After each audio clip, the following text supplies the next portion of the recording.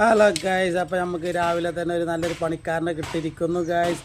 ഇവിടെ ഈ പുല്ലെത്തിയ ഈ പുല്ല് ഇത് പുല്ല് ഇവിടെ ആ ഓട്ടെ പുല്ല് എവിടെ വെച്ച് വെട്ടണത് എവിടെ?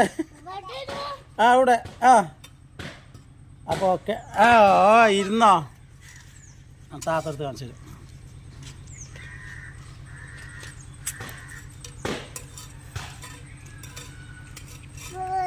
അപ്പോൾ കൊത്തേശ് മോളെ പുല്ല് അങ്ങനെ എടുക്കല് ഇപ്പം ചേനെ കൊത്തി കാണിച്ചു തന്നെ.